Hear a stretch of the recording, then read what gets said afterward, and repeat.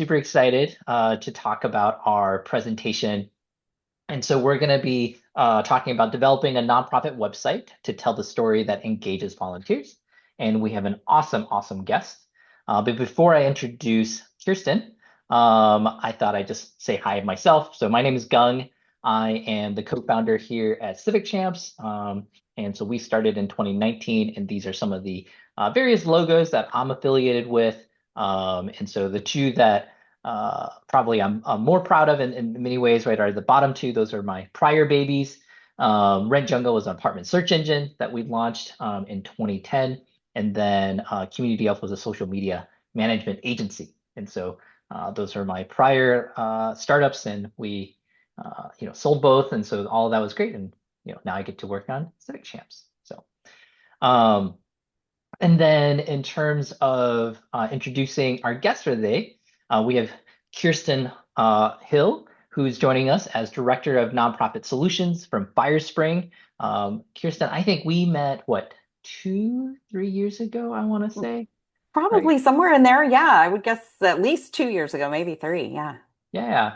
And so Kirsten and I met at a conference, I believe, for Habitat for Humanity. And so we were both there, and we got to chatting, and yeah, they've been fantastic partners with us. And so it thought it'd be awesome for our audience here to hear from her in terms of their expertise on website creation design. That's what they're known for. And then yeah, Kirsten, I don't know if you want to introduce a little bit more about yourself as well.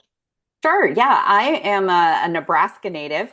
Firespring, I'll talk a little bit about it, but we're based out of Nebraska. And I have spent most of my career in nonprofit management and fundraising. So I was been a executive director of three different organizations. I was a development director at the zoo, and through most of those opportunities, I was a Firespring client. So that's what brought me to Firespring, and now I get to do almost all of our training and education for nonprofit organizations across the country. Get to go to conferences and just do all of this fun stuff, talking to people all the time. So it's a pretty great gig.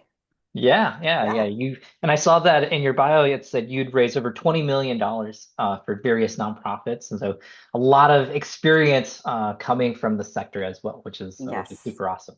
Yep, yep. I love that, and I think that's it's been really beneficial. I think just to help talk to all different kinds of nonprofits because I've done a lot of specific fundraising. Worked for organizations that are only fundraising, no service, and I've also done direct service. I've done arts and culture and human services, and so yeah, it's all given me a pretty nice background to work with different kinds of folks. So yeah. All righty. And I know we normally have some questions. So before we dive in terms of the recording for today, we are recording. We will also send out slides as well. And so the presentation is 30 to 40 minutes. And then as you have questions, please put those in chat. I'll help monitor that for Kirsten. So if we don't get to them, during the session, we'll circle back to it towards the end. And do stay till the end. We have some freebies at the end as well to share with you all. So, but with that, I'll let you take over.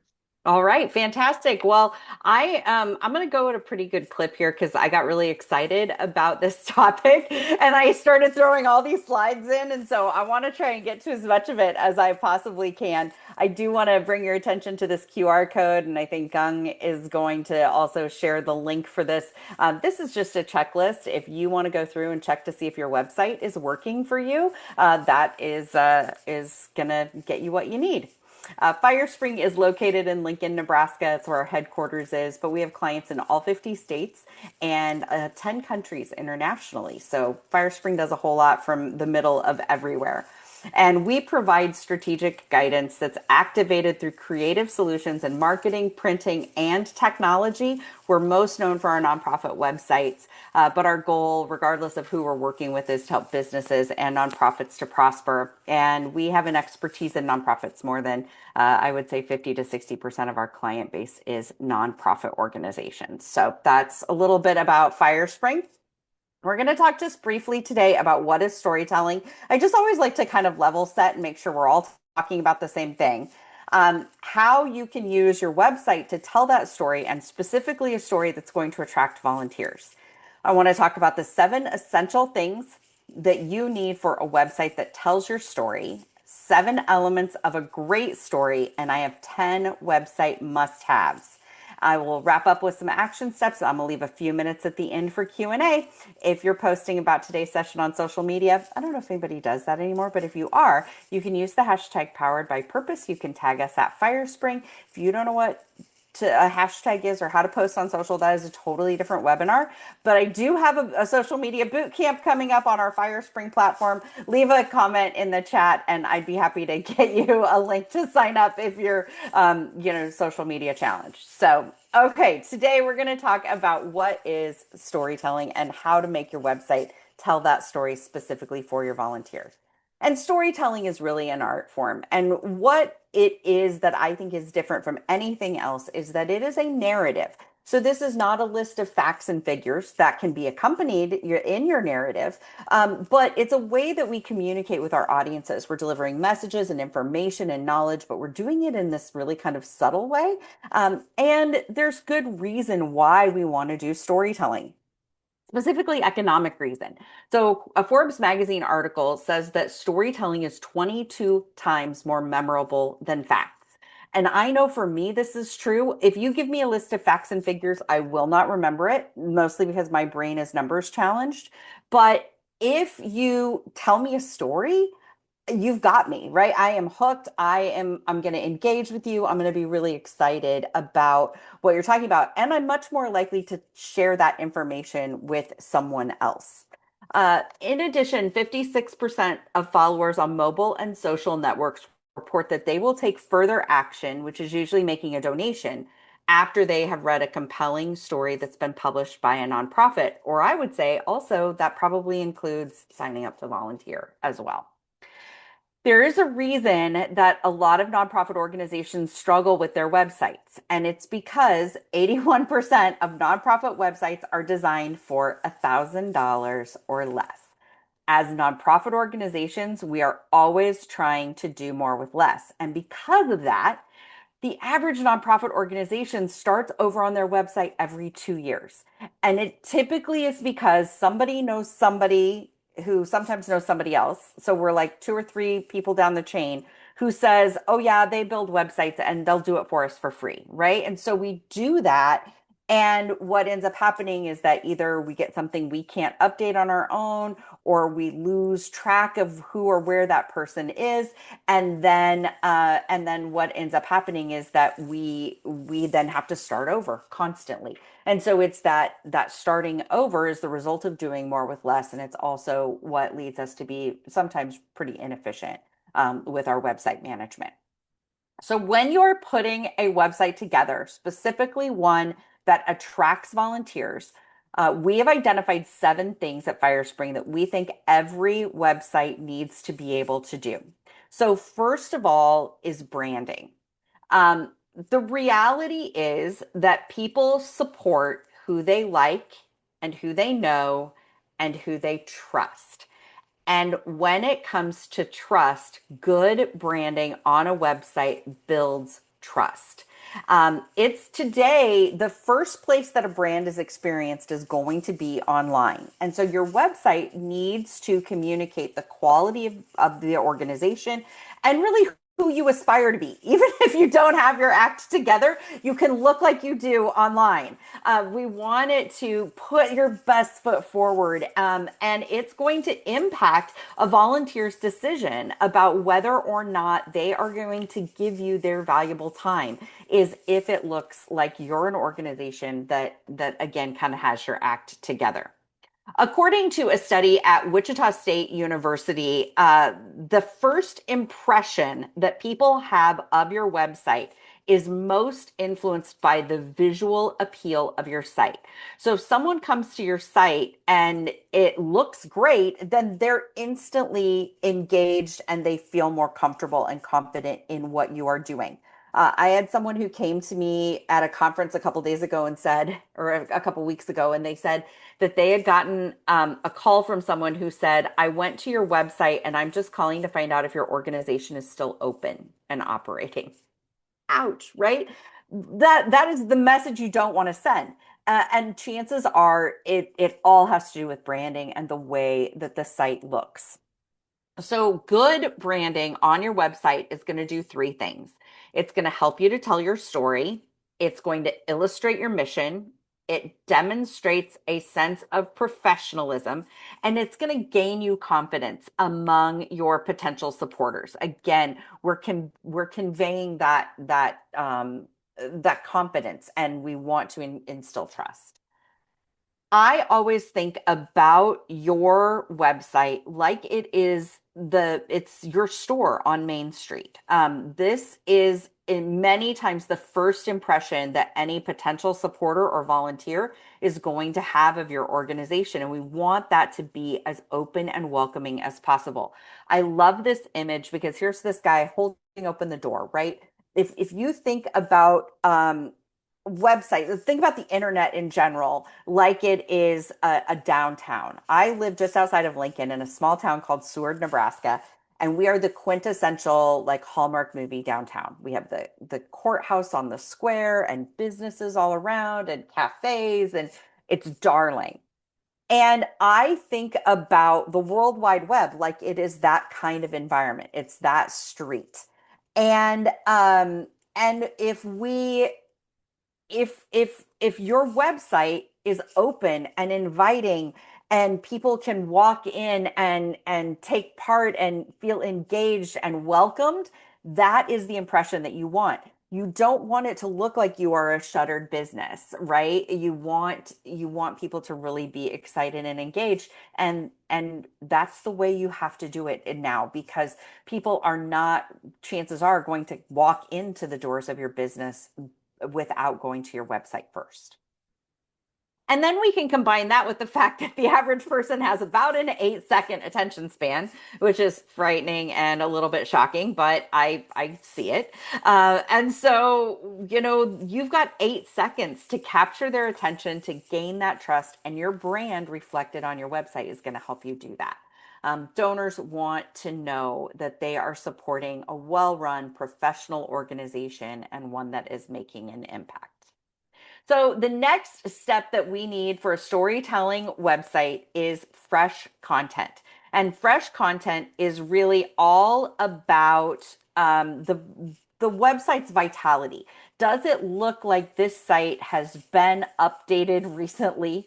And really, I want to focus on what happens if you don't have fresh content. We're going to look at that side of it, because outdated content is going to negatively reflect on your organization. 72% of donors, and I think we can extend that to volunteers as well. 72% of donors say that poor content impacts whether they will give or not. And I think that extends to if they're going to give time as well. So if they go to your website and it's outdated content, they're not going to engage. And so instead, here's an example. Okay, so I have blurred this at the top because we're going to protect the not so innocent in this case. I want to tell you though, I took this screenshot on the 16th of January in 2023. So the information's a little bit old, but I think it's still a really good example. I have not gone back to check and see if they fixed this, but this screenshot was taken in January of 2023. And you can see over on the left, the most recent newsletter that this organization published was in 2019, it looks like. So at the least, this was what, 3-4 years old, that information had not been updated. If you go under their news and events, the most recent year in review is from 2020. So at the most, or at the least, that's 2 years old. What this says to people when they come to your website is that your organization either has not done anything in the last 2 to 3 years, or you haven't cared enough to tell us what you have been doing. And so that old content is actually sending the wrong message that we don't want to send. And if you want to make sure that you have fresh content on your website, you having the ability to access and control the information that goes on your website is going to be key to that vitality. The days of going through a gatekeeper where you have to make a list of the changes you want to make, send it to that person, wait until they have time to make them. And if it's a volunteer project or pro bono, you have to wait and wait and wait. And then once they make those changes, you have to go back and make sure that they made the changes correctly. And if they didn't, then that whole process starts all over. And so that is going to impact the vitality of your site. You really want to be able to control and access what goes on your site and when and where. You also want to be able to show impact stories and visuals. You want to show off the great work that your organization is doing through your storytelling. You want a place on your website to be able to post stories, whether that's news and events or a blog. Some of my favorite websites, and I think this is actually, I'm going to go back a slide. I think this is actually one of them that I actually use this a lot. This is the Northern New England Listening and Spoken Language Center. It's Hear Me Now is their website. And when you go to their main navigation, they actually have stories as one of their main navigation points. And when you go then to their stories, you can see photo stories, video stories, news and events, newsletters, and they update this very, very regularly. And so there's some really great information there. Um, in addition to that, you want to be able to share your outcomes. So you want to make sure that your website has a place where you can share outcomes. And so in this case, this is just blank, kind of standard content, but it could be people helped or volunteer hours or, volunteer financial input, those kinds of things, cost savings to the community, food donated, houses built, animals rescued, lives saved, whatever it is, but you need a dedicated space on your site to be able to share the outcomes of what you're doing. Next, then, is accessibility. So when it comes to accessibility of your website, people can't be a part of your story if they can't access it. So in this world, let's see, the average person spends almost 7 hours a day online. And the World Health Organization reports that 15% of the global population has some kind of disability. And 96.8% of home pages that were scanned had accessibility failures. So across the board, most websites are failing in terms of accessibility. And the issue is that if you want all people to feel invited to participate, if you want all people to be able to volunteer with your organization, then you have to have a site that's accessible for everyone. And think about it this way too. Sometimes it can be short-term disability situations. So, for instance, I broke my shoulder, my arm, almost a year ago, and for probably 4 to 5 months, I had problems typing. Like I couldn't reach my arm up. And so I needed to use some of the accessibility features that were built into websites. And I actually did see where there were a ton of websites that even with something as minor as a broken arm and as temporary as a broken arm, there were things that I couldn't do because it wasn't accessible. It wasn't easy. So in addition to that, or how we can help to meet accessibility standards. First of all, if your website is not using alternative text, that's the fastest way that you can climb up the ladder in terms of accessibility. So when a screen reader is being used, the screen reader itself cannot interpret an image. Even with all the AI advances, a screen reader still can't interpret an image.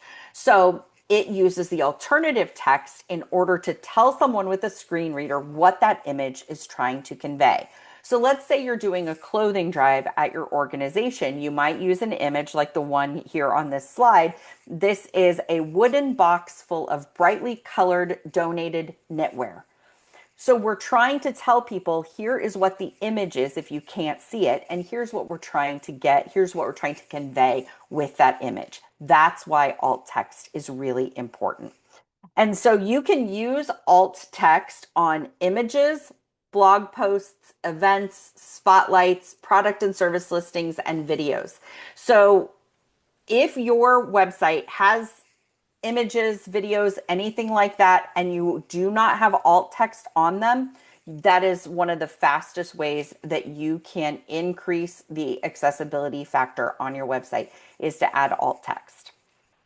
If you have video on your website, keep in mind that you could upload that video to YouTube, and YouTube is going to automatically caption and create a transcript for any video that you have. A transcript from a video is the only way that people who are deaf blind can access that content. And so you always want to make sure that if you have a video that you have posted a transcript or a link to see the transcript so that those with that disability would be able to access it.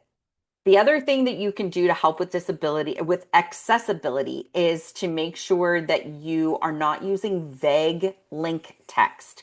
So for instance, don't say click here, because as the screen reader goes through, that means nothing to the person, right? They don't know where that click is going.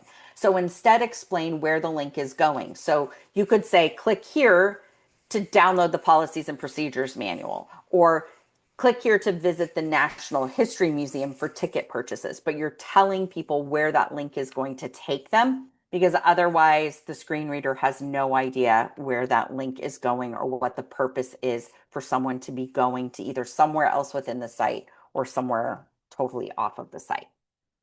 So here are the top 11 content accessibility issues. And I'm going to tell you, I do not have time today to get into this. We actually have an entire webinar on website accessibility. So if you're interested in that, throw a comment in the chat and I can get you either a recording, or I don't know if we've got a session of that scheduled upcoming. I could maybe get you an old recording of it.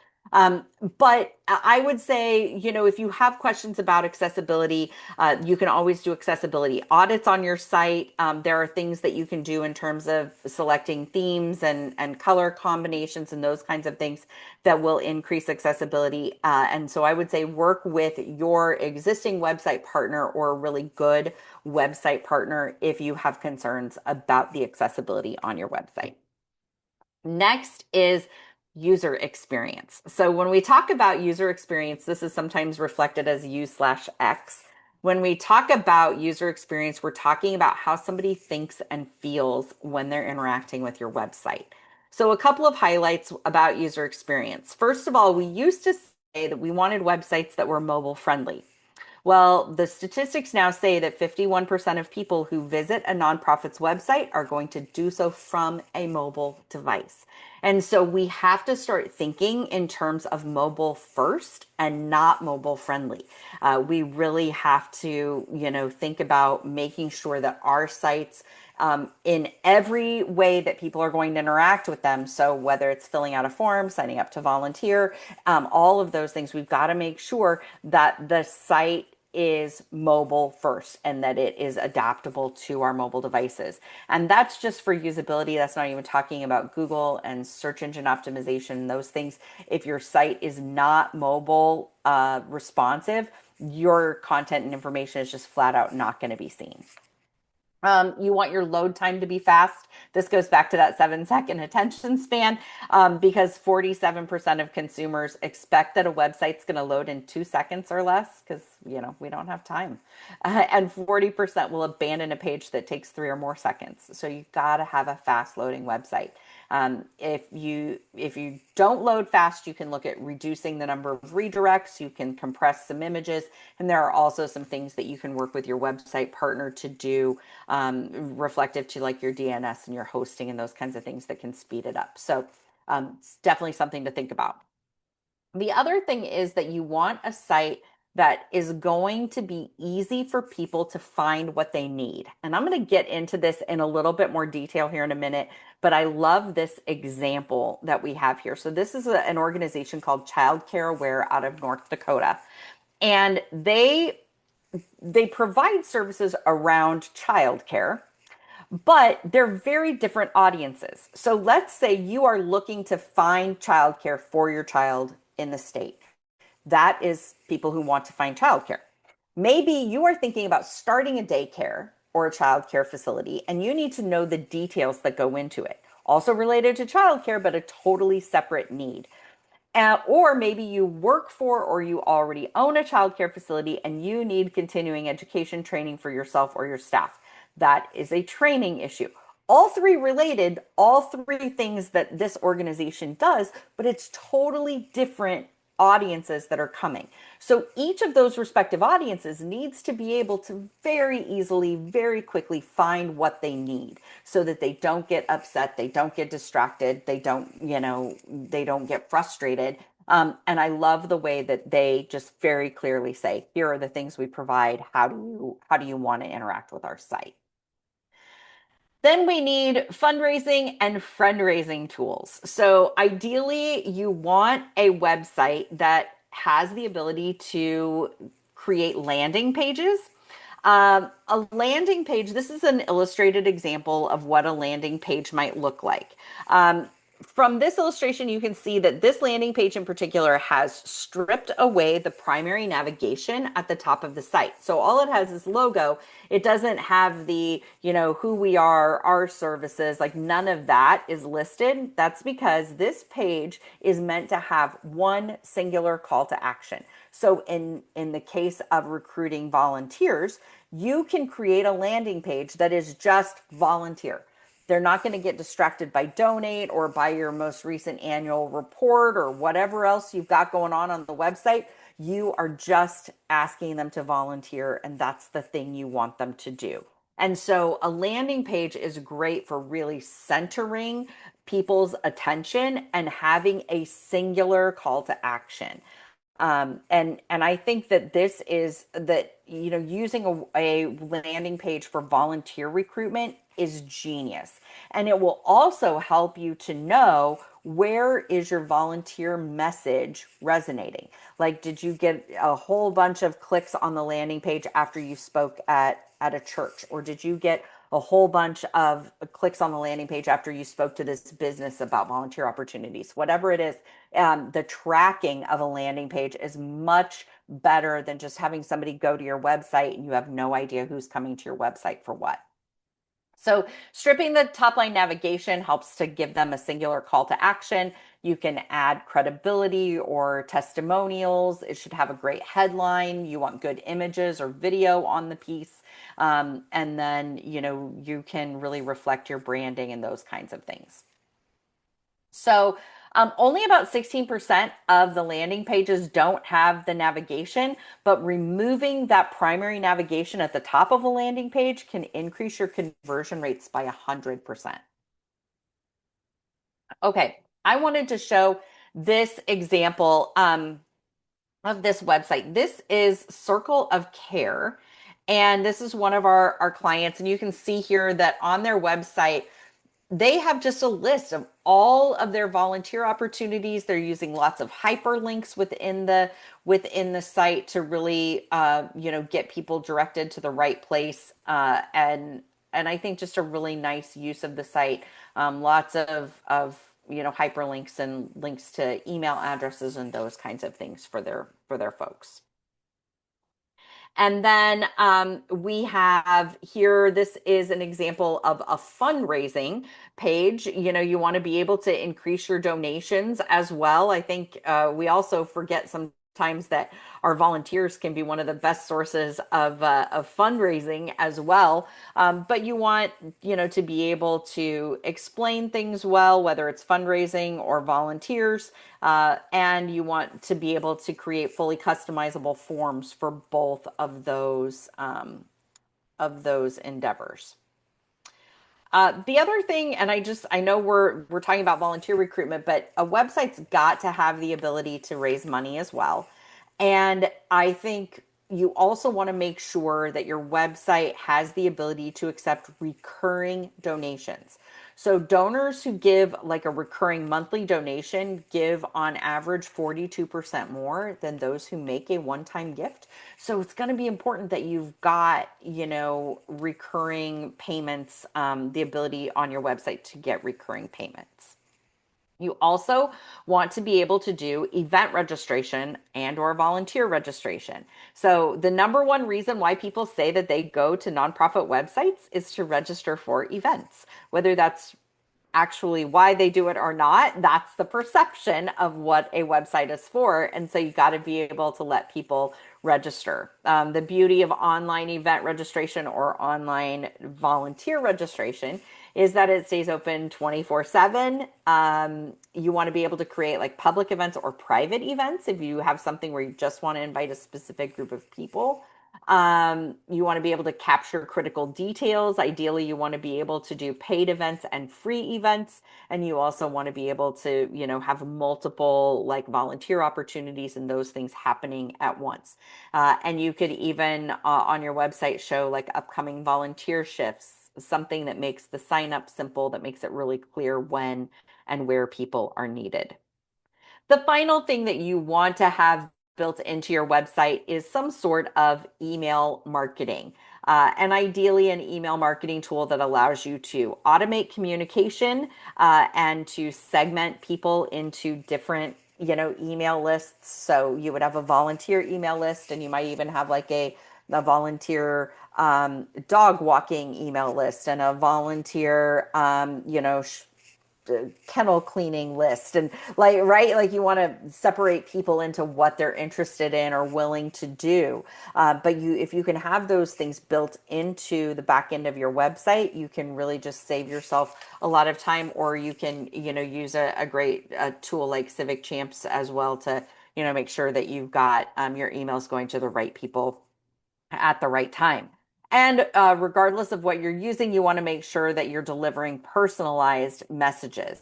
So, personalized emails are going to deliver a 6 times higher transaction rate. So, if you're sending an email, you want that to go to Sue, or to Donna or to Rachel. You don't want it to just go out to the masses, to your friend or whatever. Having it be personalized is going to deliver better results. So, when it comes to telling your story, and this is getting into really the narrative piece of this, first of all, I think we have to create within our organizations a culture of storytelling. So Lori Jacobwith has been a master storyteller and nonprofit consultant for years, and she says that every staff member of a nonprofit needs to know the story of someone who's been helped by the organization, because our brains are hardwired to think in terms of story so that we use those stories to make decisions. And I think that whatever we can do within our organizations to establish a way to collect stories and to establish time and intention around sharing stories is important. So when I was the executive director at the Big Brothers Big Sisters affiliate in Lincoln, we would start every single meeting that we had for the organization with a mission moment. So whether it was a staff meeting, board meeting, committee meeting, volunteer training, whatever it was, we started off by sharing a story. And what happened is that our team started looking for stories. And then they started sharing those stories. And we would sometimes have a couple of stories shared because people were so excited to share those stories. And what happens is then you build up this repository of stories that you have available to be able to share. And that is really important. So, this is a storytelling model that I love to talk about, and I think it's a little bit different than what we talk about with a lot of other stories. So, this book is Building a Story Brand. This one is the 2.0. This version of Building a Story Brand just came out not too long ago. But this is written by Donald Miller. I always call him like a business guru. I don't know what else to call him. But he has written a book called Business Made Simple, Marketing Made Simple, Story Brand, now Story Brand 2.0. Let's see what else. Hero on a Mission, Marketer on a Mission. I think he's got a new one on coaching, all the things. But this is my favorite. This book establishes a story brand framework. And so he has a 7-part framework. And what you do is that you identify the 7 pieces of this framework, and then it's almost like a Mad Lib. You put everything into this brand, what he calls a brand script, and it tells you how to talk about your organization. A couple things that I like about this particular storytelling method is that number one, it helps us to be very clear about what we're talking about. So it's all about simplifying and clarifying.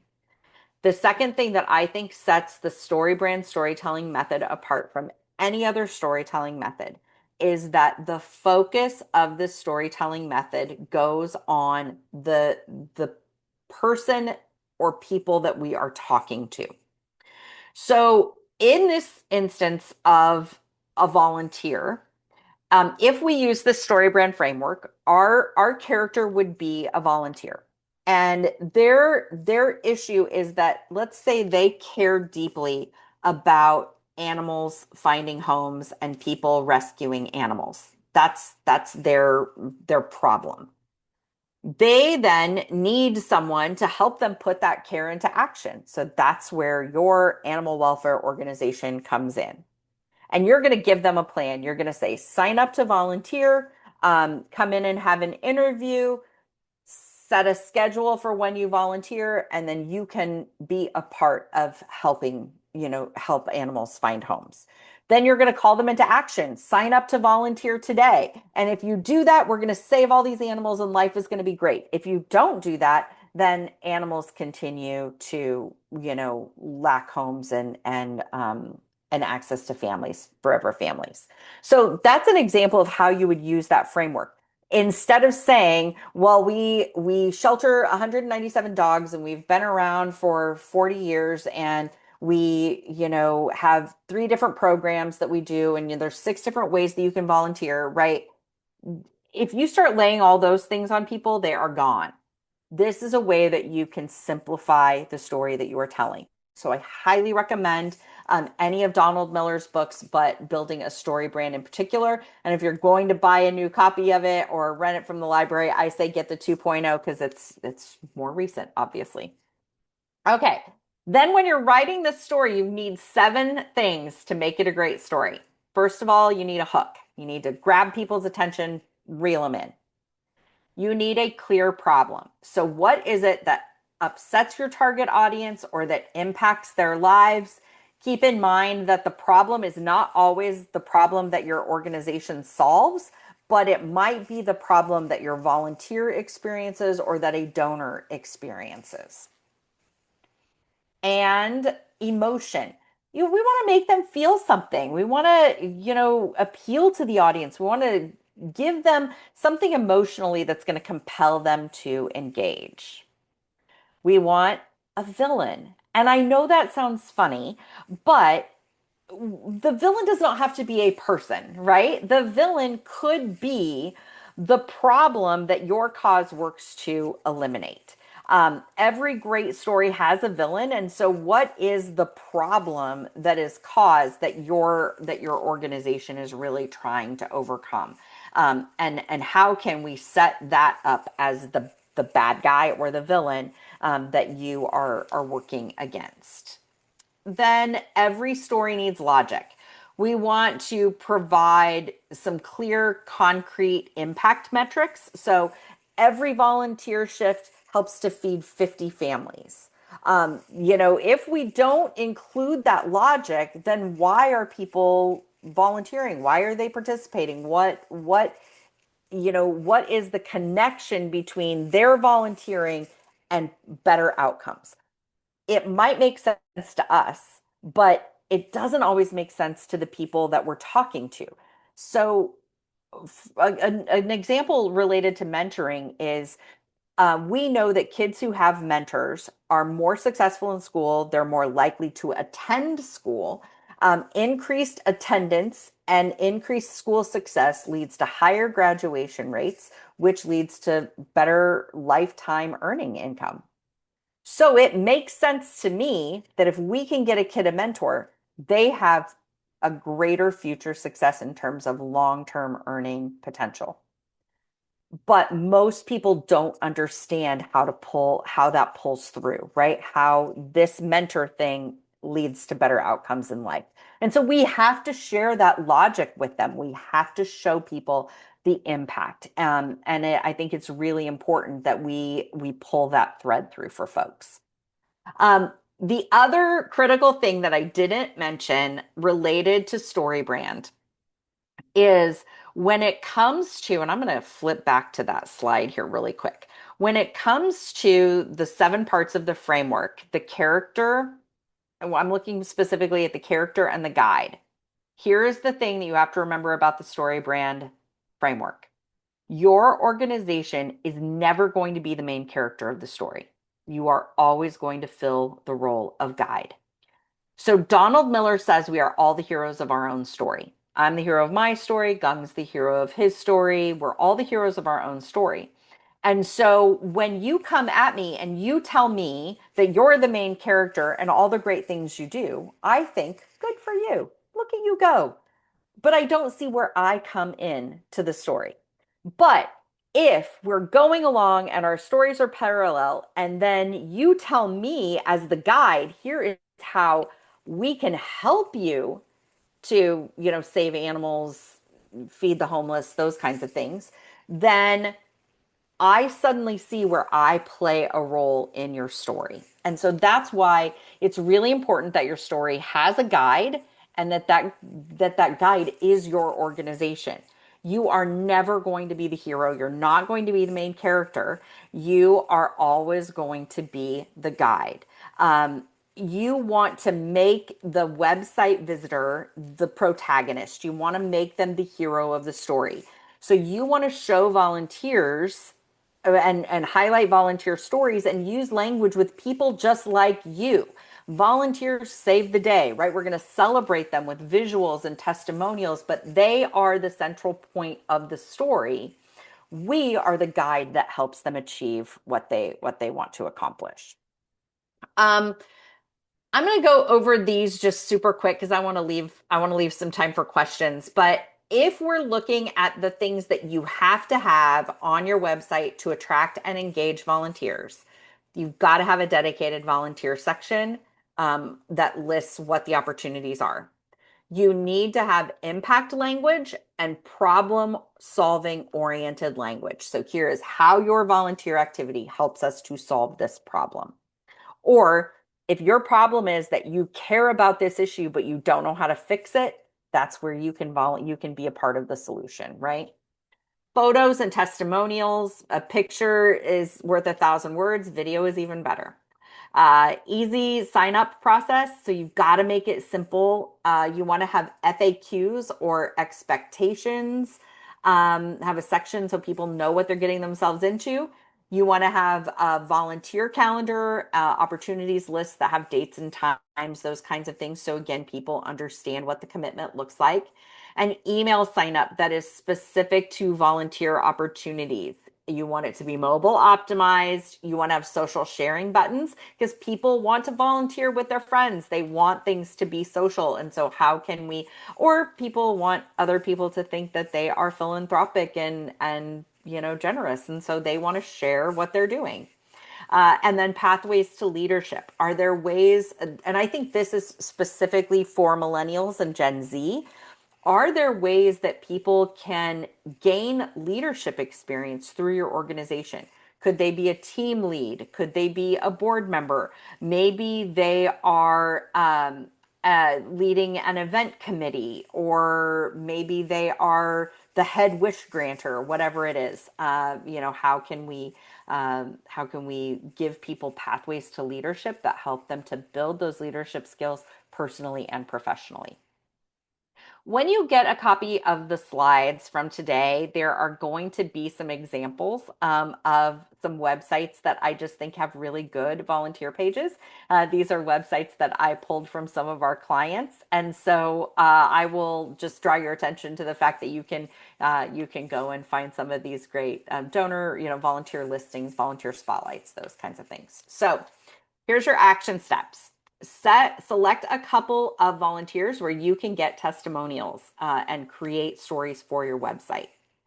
Draft a frequently asked questions page that is specific to volunteers. And the thing about FAQ sections is that not only are they great for, helping you with volunteers, but they are even better for search engine optimization. So not only is it helping you with volunteers, but it's also helping with your SEO. Utilize a content management system so that you can make sure that you have access to your website, you can update it, keep it vital, make the changes you need to make when you need to make them. And then I always think that if you're struggling with where to start to write a story, start with the hooks. Write a list of 25 hooks, things that you think would attract people to read more about a story. And then when you're struggling and you don't know what to write about, you can go to that list of hooks, you can pick one, and you can start your story from there. And then finally, keep learning. You can attend more webinars from Firespring, from our great friends at Civic Champs. And you can always reach out to me for more information. And if you want to take a look at our website tool, we're happy to show it to you. We're also happy to offer you a demo of that tool as well. And I think Gung also put in our webinar address. So if you go to firespring.com/webinars, you can see some of those other webinars that I mentioned today. And that takes me to Q&A. And I left not quite 15 minutes. Yeah, no, it's perfect. Thank you so much, Kirsten. And so, yeah, if you have questions, folks, if you want to put that in chat, please do so. And, we'll take a look. I know it takes a couple minutes for folks to do that. So, Yep. in the meantime, let me share my screen again real Yep. quickly. Let me stop my share. Um, Where's that button? There it is. You got it. All right. All right, great. And so, yeah, so I just like to do this quick 30 seconds as folks are typing in their questions. And so, yeah, so if you don't know Civic Champs and you've never sort of heard about us, we're a volunteer management software company. We work with lots of providers like Firespring in terms of embedding our calendar on your website, things like that. But we help support the full life cycle of volunteer, right? So from recruiting to onboarding, to scheduling, engagement, and retention. And so this is just a couple screens that show kind of what we do. And so we have a mobile app, we have a kiosk, right, for hour tracking. I And don't so, think we're seeing your screen. oh, are you not seeing? Am I? Maybe I am. Oh, there it is. I am. You are. It was just me. Everyone else was just me. Now I am. It could be. But yeah, you could see some of how like maybe our mobile app works, right? Super simple, very easy. Two taps for people to get checked in. We also collect feedback, which is really super helpful for retention purposes, right? Understanding, if people are happy or not. And then we have easy reporting. So that's just a quick overview. If you're interested in learning more, you can book a demo with us. Here, I'll put that link here in chat as well. So folks have that. And then let me come back here up. And then yeah, we'll include in the slides as well that website checklist, and I'll put that back in chat as well. And then finally, we'll share a link for feedback. So if you're excited about us, excited about this presentation, please let us know, and we'll do more sessions that are similar to this, right? So, but without further ado, if you have questions, let me see if I got any questions here in chat. Think I That's saw not. anything quite yet. I don't think so either. And if it's questions about just marketing related to volunteers, anything like that, I'm happy to answer. Yeah. Anything in general doesn't have to be website specific. But yeah, our websites do offer embed code. And so yeah, using a tool like Civic Champs, we can embed the critical tools that you're using for volunteer recruitment and management right onto a Firespring website. Checklist. I'll put this checklist here again. Perfect. And then I guess one thing I was thinking about is, a lot of folks have like a donate button on the website, right? Hmm. And one of the things I've always kind of thought, and we sort of internally would push for, is having like a volunteer button as Yep. well versus hiding it under, get involved and it's the menu. I don't know from Yeah. a kind of from your perspective, professional experience, right? Like, what is the difference or conversion rate, or what would you expect, right? So if you said you have to click get involved and then find volunteering versus like there's just a button. How many more or less folks would you, yeah. I think that hang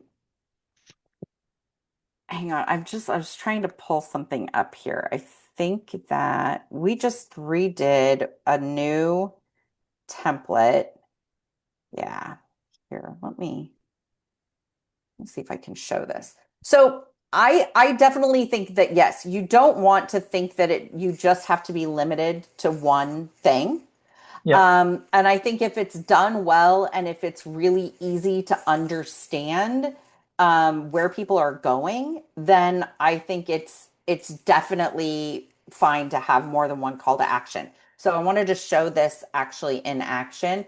So this Mhm. is an example of a website Oh, okay. theme. And so you can see that right up here at the top, we have this, it looks like a little Hmm. toggle Hmm. where my, so you can choose donate or you could just have it be volunteer. Hmm. And so whether people are looking to give money or time, it's so clear right away what you want them to do. And so if you're the kind of organization that, volunteers are the lifeblood of what you do, and you are, constantly recruiting volunteers in the same degree that you're also raising money, then I think having something like this on your website is Mm. really important to be able to do both at the same time. God, that's awesome. And, Yeah. we got a couple questions come in. So Abby Oh, asked, awesome. is there a specific website system you recommend to use or create our website? So I'm guessing, Well, Webflow or FireSpring has its yeah, I mean, own. of course we would encourage, I would encourage my, marketing team would hate it if I said, use something else. But Firespring does have a website management system that we've built on our own. It's a proprietary system, so it's not based on WordPress or anything else. But there are lots of other folks out there that have other website tools. I would say instead of pointing you to a system other than FireSpring, what I would say is look to make sure that you are getting a system where you have control. I think that's the key. And where you have control in a way that you are not having to hard code the back end of a site, right? Because very few of us who come into nonprofit service come in with this vast knowledge of how to code websites. It's just not, really who we are. And so I think you want to look for a service where you can control what goes on your site and you can do it without having to know HTML code. Right. Something that is like drag and drop. You open it up and it looks like a Word document so that it's easy for you to manage it and to update it. WordPress is always an option. But sometimes you get into WordPress templates where you do have to sometimes hard code some things and that gets a little rough. But I would look for a provider, that you can customize things that need to be customized, but also, control your content on your own. Yeah, with a good content management Yeah, system. Yeah. exactly. Yeah, Hmm. we always talk about we all, from a design standpoint, accessibility is so important. If it's not accessible, then for the admins as well, right? Then Yeah. there's not no adoption, in which case you're stuck like me and not updating our website for so long. Yep, There you exactly. go. And then another question for I think it's Yu Kyung Kim said, do you have language access? We have different ethnic groups. Yes. So I think there's a couple of different ways that you can do translation services on websites. Most of our sites we use the Google Translate options. The advantage to using a tool like that is that you're only creating the site once, and then you're using a tool that translates what's on the site. You do, we have some clients for whatever reason don't want to use that tool where they will create like the homepage twice essentially, Hmm. once in English and once in another language or in two or three other languages. The only problem with that is that when it comes time to update, then you're updating 3 pages in 3 languages. So that's why we typically tend to recommend some sort of a translation tool. Google's just the one I hear them use the most, but I know we have other clients that use other translation tools. And I think, that's always really important when you're looking for a partner is to find somebody who, acknowledges and has experience in working with getting things translated into other languages. Perfect. Yeah. All right. Well, thanks again, Kirsten. And I'm going to put one last link here, which is our feedback form. And so again, if you have feedback around this session, if you liked it, you didn't, if you love Firespring and you want us to bring them back, let us know. And then we usually have a slot there for any topics that you think would be interesting for us to share going forward. So Yeah. please take, it's like 30 seconds, but we appreciate anyone doing that feedback for us. So. With Yes, that, yeah, definitely. round of applause for Kirsten. Thank you so much. Really appreciate you being here with us. Yeah, awesome. Thank you so much. And if anybody has questions, don't hesitate to reach out to me on LinkedIn or through Firespring. I do really appreciate the opportunity to partner with Civic Champs and to be here with all of you. So thanks everybody for spending some time with us.